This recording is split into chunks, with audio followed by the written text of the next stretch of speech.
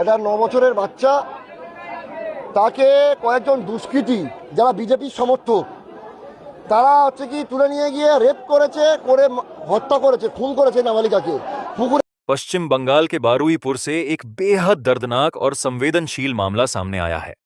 Social media पर दावा किया जा रहा है कि एक नाबालिग लड़की के साथ कथित तौर पर दुष्कर्म के बाद उसकी हत्या कर दी गई। इसके साथ ही यह आरोप भी लगाया जा रहा है कि पुलिस द्वारा आरोपियों को पकड़ने के बाद स्थानीय बीजेपी विधायक शांतनु मंडल के दबाव में उन्हें छोड़ दिया गया। हालांकि इन आरोपों की स्वतंत्र रूप से पुष्टि नहीं हुई है। मामले को लेकर राजनीतिक आरोप प्रत्यारोप तेज हो गए हैं। विपक्ष राज्य सरकार और पुलिस की कार्रवाई पर सवाल उठा रहा है, जबकि पुलिस और संबंधित पक्षों की आधिकारिक प्रतिक्रिया का इंतजार है।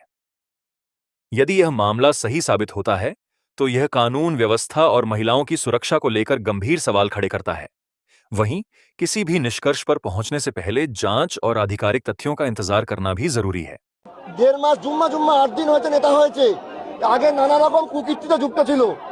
সে তার নির্দেশে পুলিশ ওই অভিযুক্তদের ছেড়ে দিল। এলাকাবাসী, সমস্ত এলাকাবাসী রাস্তায় নেমেছে।